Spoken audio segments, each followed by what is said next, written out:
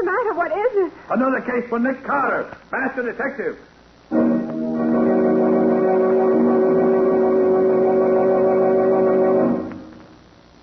Yes, it's another case for that most famous of all manhunters, the detective whose ability at solving crime is unequaled in the history of detective fiction. Nick Carter, master detective. Tonight's curious adventure... Death After Dark. For Nick Carter and the mystery of the vampire killings.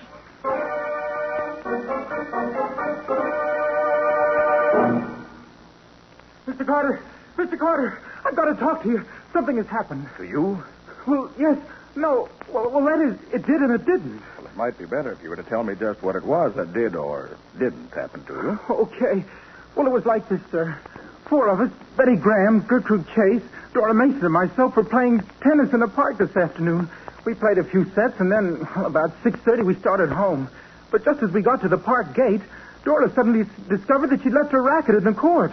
I offered to go get it for her, but she started after it herself. The rest of us sat down on the bench to wait for her. After about 10 minutes, Gertrude suddenly got up, said something about going to meet Dora, and then started up the same path as Dora had done. Betty and I sat on the bench talking and waiting for them until suddenly we began to realize it was getting quite dark. All at once, Betty said what was on my mind. I don't like this, Phil. The tennis court is only about 5 minutes' walk from here. They should have been back before this. Yes, I know. I was thinking the same thing. What do you suppose could be keeping them? I don't know. Don't you think we'd better walk up that way and see what's happened to them? Nothing's happened to them, Betty. But, well, if you want to walk up and meet them, why, okay. Well, I'd rather do that than keep sitting here. Oh, come on, man. But I'll bet we meet them before we get to the court.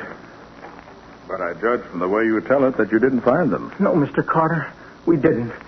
When we got to the court, it was deserted. We called and called, but we got no answer. Then suddenly Betty saw something. Phil, look. What is it, Betty? Look, there on the grass behind you. That's Dora's tennis racket. I know those colored strings. But that means that she never came back here at all. But where could she have... Betty, didn't Dora have a rose in her hair? Why, yes. She picked it up in the path just before she left us. I remember watching her tie a knot on the stem so she could put one of her hairpins through it to hold it in her hair. Why? Here, by the end of the net.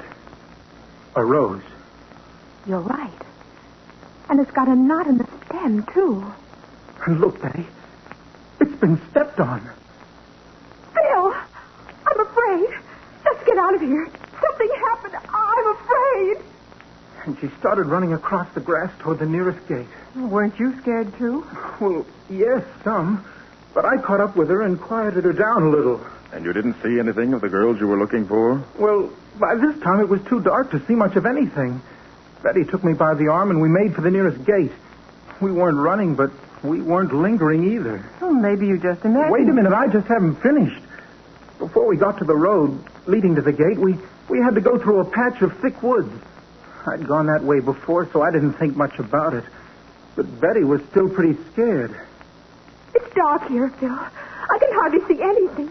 Let's hurry. I want to get out of here. If we try to go any faster, we may fall over something. Just take it easy and keep going. And we'll...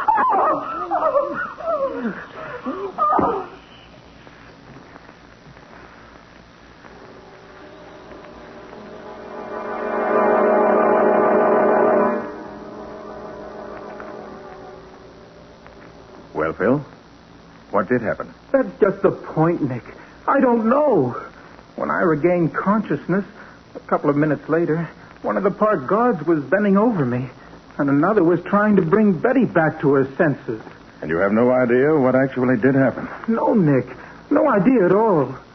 Except that a lot of creatures seemed to drop down on us from out of the trees. You say creatures. Why do you use that word? Why, well, that word seems just to be about the only word to use. You couldn't see them at all? No. It was so dark.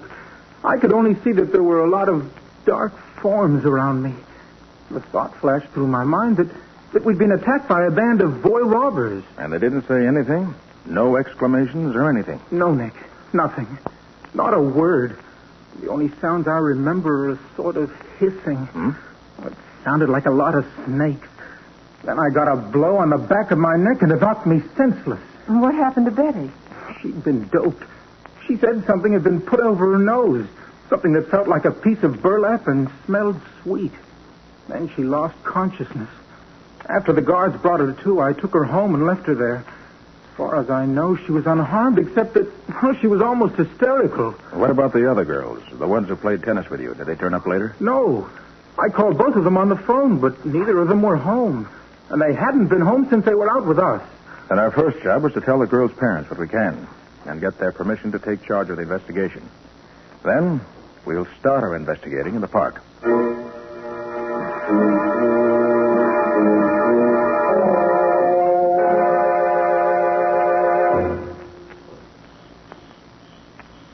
Everything here looks so different at night, Mr. Carter. I'd much rather not have to make this examination by night, Phil. But I don't dare wait until morning. It might be too late. There's the tennis court right ahead, Mr. Carter. And here's the tennis racket, right where we left it. Don't go any further. I want to see what I can find on the ground in the way of marks or prints. Yeah. Yes. Pretty obvious that a number of barefooted persons have been tramping on the grass here. Barefooted? Yes. I found one pretty clear impression of a complete foot. Looks about the size of a 10-year-old boy. Yes, there are lots of prints here. Well, do you think they could be the prints Phil. of... Come here. What is it? Have you found... Now, take it easy, Phil. Take it easy. Look here. Dora Mason. Is she... Yes, Phil. She's dead. Poor Dora. Why, she almost looks as if she were asleep, doesn't she? Yes. Except for that peculiar alabaster whiteness of her skin. Almost as if there wasn't a drop of blood left in her body. How was she killed, Mr. Carter? I don't know. The only mark I can find on her is a tiny round hole in her neck. A couple of inches below her ear.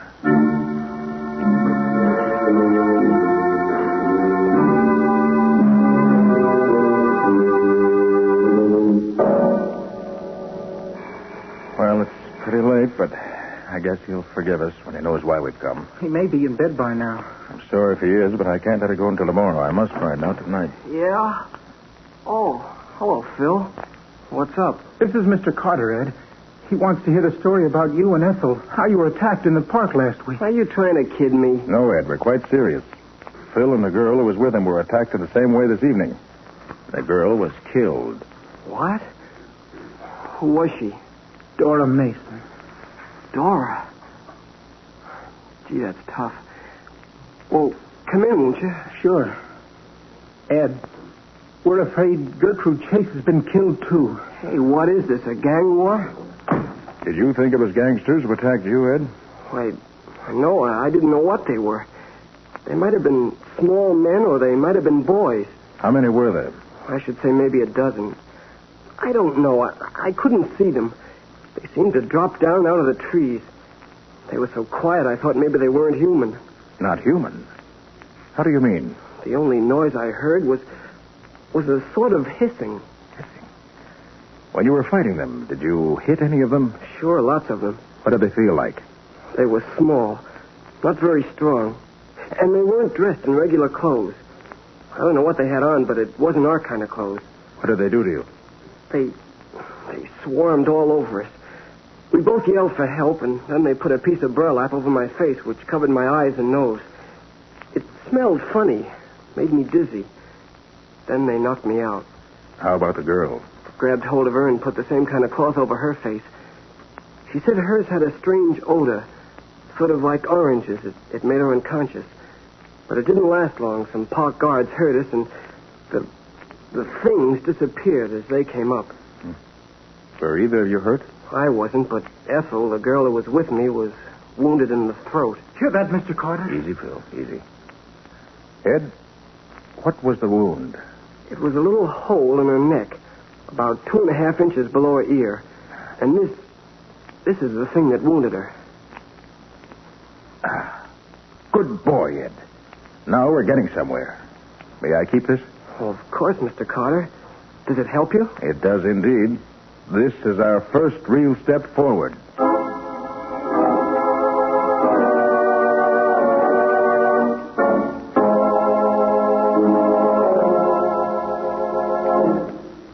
And you say that Moran still had the thing that made the hole in her neck? Yes, Patsy. It was a wicked little instrument.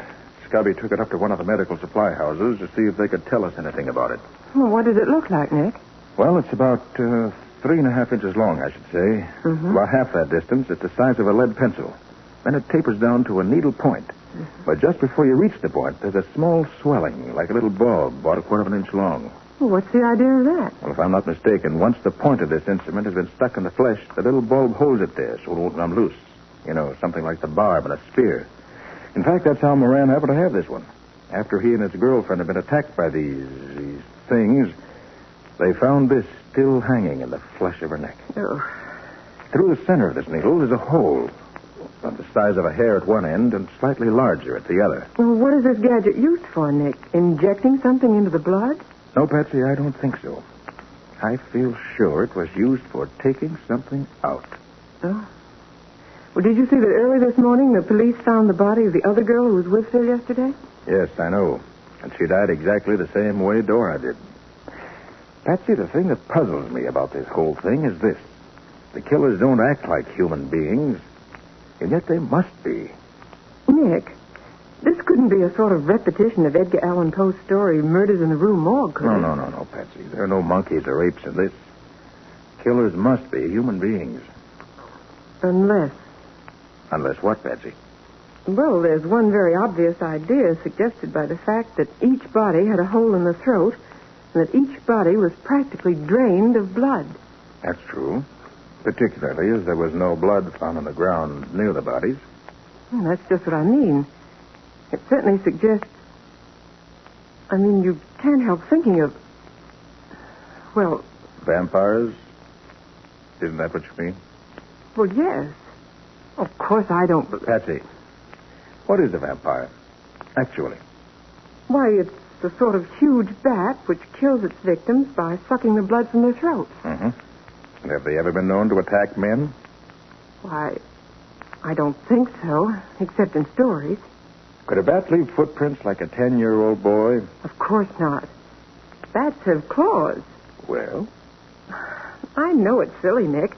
I don't believe in them. I know there are no such things. It's just that... I know, Patsy. It's just that it looks so very much like what we've heard about vampires that it's an easy, if impossible, solution.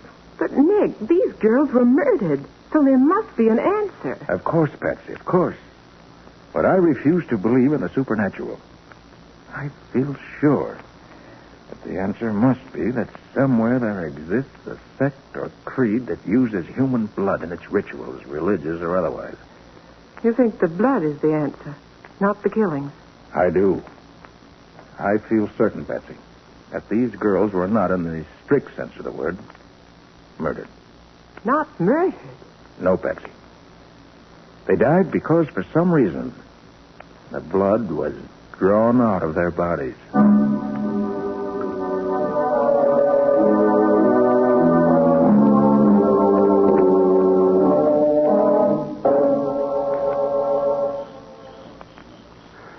Is this the patch of woods where Phil Morgan and his girlfriend were attacked last night, Nick?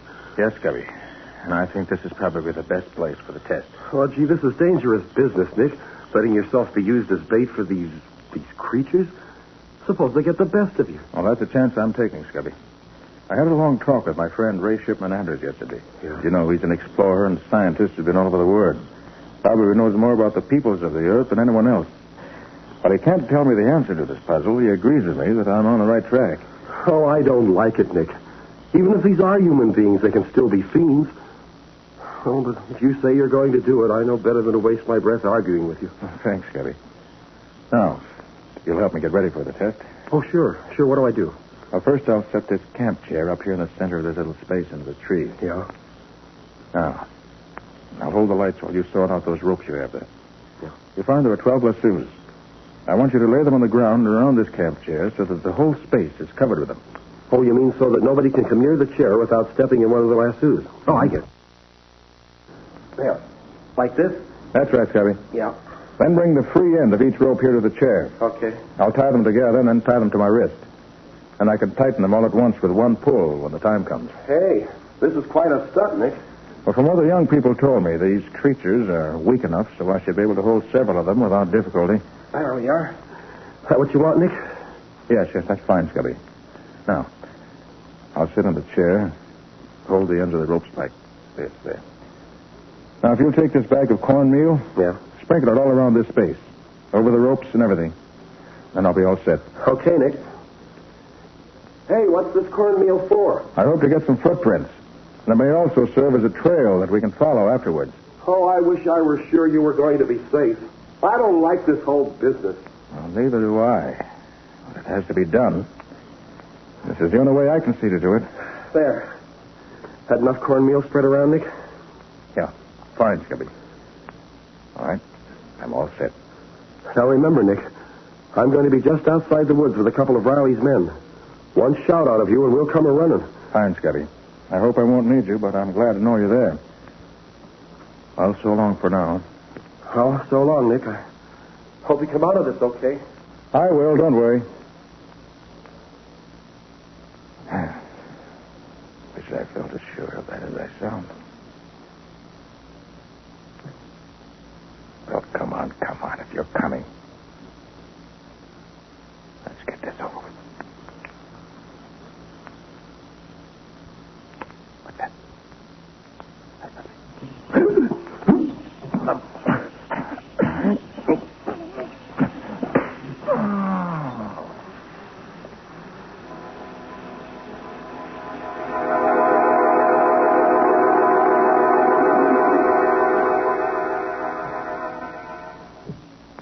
But what really did happen?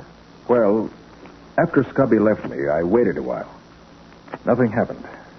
I waited some more. Still nothing happened. Mm-hmm. Then I heard some funny noises overhead. Suddenly a swarm of somethings dropped on top of me out of the trees. I tried to fight them off, but in spite of the fact that they were weak, there were so many of them I could scarcely move. I tried to catch one of them, but I couldn't seem to get my hands on anything. Gosh, what a feeling that must have been. Yes, I should say so. And I felt a piece of that burlap over my face and smelled a strange, sickish sweet odor like oranges. I felt dizzy almost at once. And something hit me in the back of the neck, and that's all I know. Did you see anything, Scubby? No, Patsy.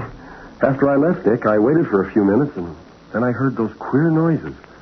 So I dashed in to find out what was going on. What did you find? Well, Nick was flat on his back, the burlap over his face, footprints all over the cornmeal, and nothing else in sight. Well, did you try to follow any of the prints? Oh, no, they were all over the place.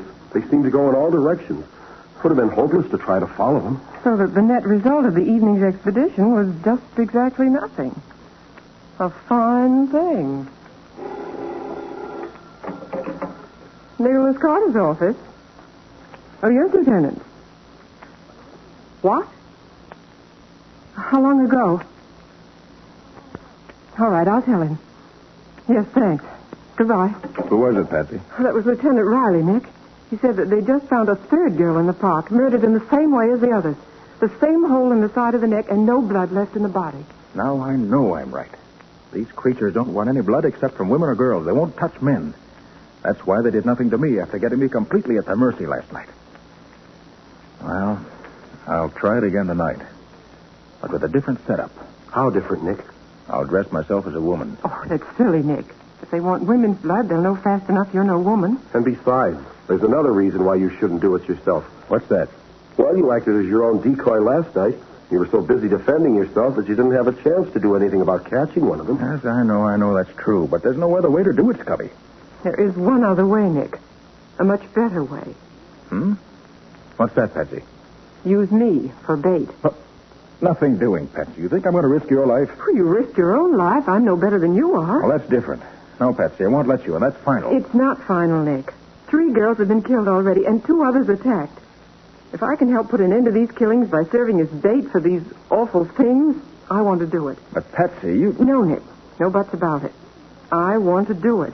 Patsy, Nick, you've just got to say yes. I'm serious. You and Scubby can stand by to protect me, as well as to catch one of these creatures. Gosh, Nick, looks as if you got yourself a decoy, whether you want it or not. If the lives of other girls can be saved, it's worthwhile for me to do it. All right, Patsy. If that's the way you feel about it, I'll use you. Thanks, Nick. Now, what are the plans? Well, that's going to require some real thought. So let's put our heads together right now. Any mistake this time would be fatal.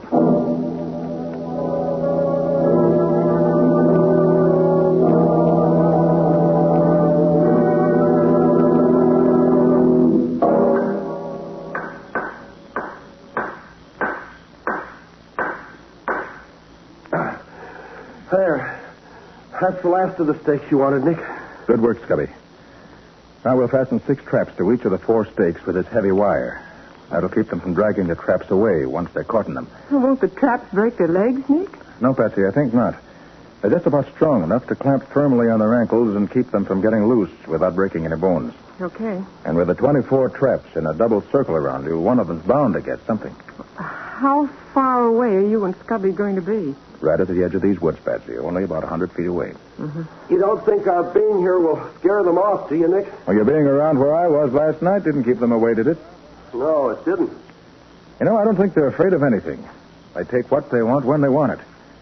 And I'm going to be close enough so that I can reach Patsy and nothing flat when the time comes. There. Well, that takes care of all the traps, Nick. Now, anything else? No, I guess that's all. Now we'll just have to wait. Nick? Yes, Patsy? There's just one thing that scares me a little. Listen, Patsy, if you'd rather not... No, Nick, no. Listen, what if one of those things should get that piece of burlap over my face before I could scream and let you know that they're here? How would you know I needed help? I've already thought of that, Patsy.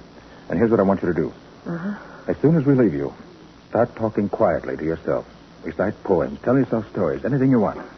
But don't stop talking no matter what silly things you may have to say. Then, if for any reason at all we do hear you stop talking, we'll come rushing in after you. And that way, silence will be a signal that can't fail. Oh, Nick, you're wonderful. I might have known you'd have an answer. I feel better already. Anything else, Patsy? Anything at all? No, Nick. I'll be all right. The center of a circle of traps. I've got one of the watchman's big electric lanterns with me. And the instant we hear you scream or hear you stop talking, we'll turn the light on. Okay, Nick. You leaving now? Yes. Yes, we'll be going now. Good luck, Patsy. So long, kid. Have fun. So long. And I hope it will be fun. Better start talking, Patsy. Okay, Nick. Well, this is it. The sun that brief December day rose cheerless over hills of gray, and darkly circling gave at noon a sadder light than waning moon.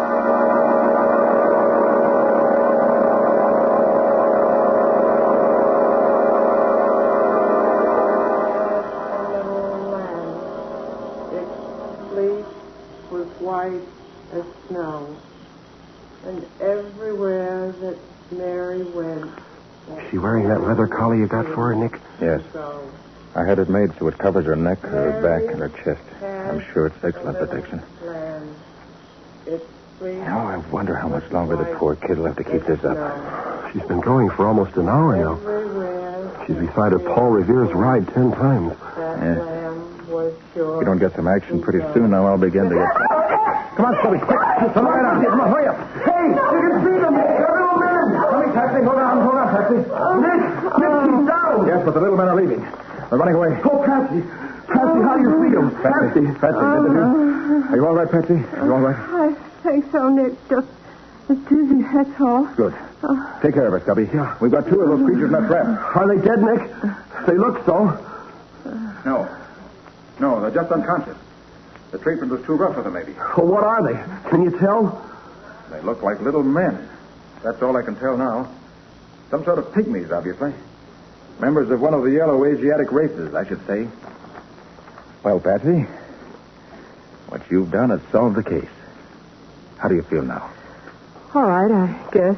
Now, then let's get back to the office. We'll phone my scientist friend to meet us there. Between us, we ought to be able to find out what this is all about.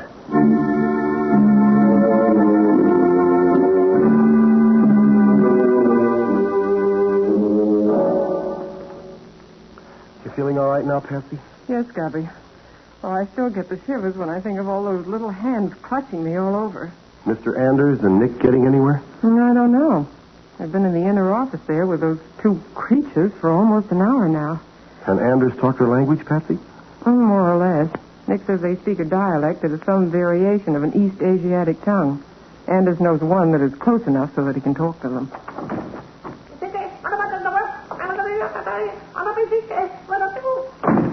So they can talk. Anytime, except when they're hunting. Well, Nick, what's it all about? Did you get anything out of them, Nick? Well, it turns out that they're not men, but women. Women who belong to some tribe on the outskirts of China. Call themselves Tuks. There are 100 tribes in those deserts we know nothing about. This tribe of Tuk must be one of them. Oh, did you find out why they killed those girls? Well, Mr. Anders here knows more about that than I do. Well, it seems that in the Tuk tribe, according to the tribal laws, when a woman's husband dies, she has to kill herself to provide him with female companionship in whatever heaven he goes to. Now, the only way she can avoid this is to draw the blood from a female animal and sacrifice it to her husband. This he'll accept instead of her. And it must be done within 6 months after his death. But these women being here in the city couldn't get any animals, so they had to use these girls instead. As far as they were concerned, it made no difference. Any female animal would do for them. There were several widows in the group, and the end of 6 months' time was drawing near, so they had to work fast. They didn't want to hurt the girls, but they had to have the blood for the sacrifice. But what are they doing here in this country if they come from somewhere over in East Asia? They say that John Bailey, an explorer, made up a band of 10 men and 20 women and took them on a world tour, doing their native dances and their native costumes and chanting their weird little songs and rituals while he lectured about them. Since the war started, he's been touring the United States, playing in theaters, nightclubs, anywhere else they could book them. They've been at some nightclub way uptown for the past 2 weeks, they say. Well, is there any way we can stop any further killings? Yes, indeed. We'll round them all up and turn them over to the federal authorities for detention until they can be deported back to their own land. They're too dangerous to be allowed to run loose in a civilized country. Nick and I think we owe you a debt of gratitude, Miss Bowen, for what you've done. It was nothing. I was glad to do it. Well, the women and children who want to use the park wouldn't call it nothing, Patsy. But I didn't do it for them, Nick. I did it for you.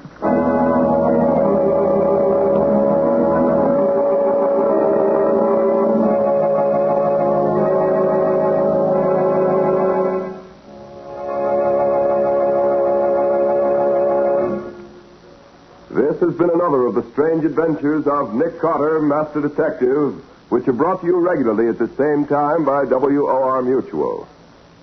What's your story going to be about next week, Nick? Instead of a preview of next week's story, I want to talk seriously for a moment about a problem that confronts every owner and driver of an automobile today. The gasoline black market. At the present time, there simply is not enough gasoline available to supply the needs of our armed forces and the unlimited wants of civilians as well. Gasoline is more and more necessary in prosecuting this war. Gasoline and its byproducts for every branch of our ever-increasing armed forces must be filled first. And gasoline rationing is the American way of seeing that each of us gets his fair share of that limited supply which remains after war needs have been satisfied. But gasoline rationing can be made to work only if you and I and every one of our fellow Americans follows the rules and plays fair. The rules are very simple and they're very easy. 1, write the license number of your car in ink on each of your gas coupons. 2, never buy gasoline without giving up the proper amount of gas coupons. And 3, never buy or accept gas coupons that are not rightfully yours. The black market on gasoline thrives on people who think it's smart to get more than their fair share, even at the expense of their neighbors. So play fair with your fellow citizens by playing square with gasoline rationing. When you get more than your share, someone else has to go without. The return of Nick Carter is produced in the studios of WOR and is broadcast over most of these stations every Saturday evening at 7 o'clock Eastern War Time. This is Mutual.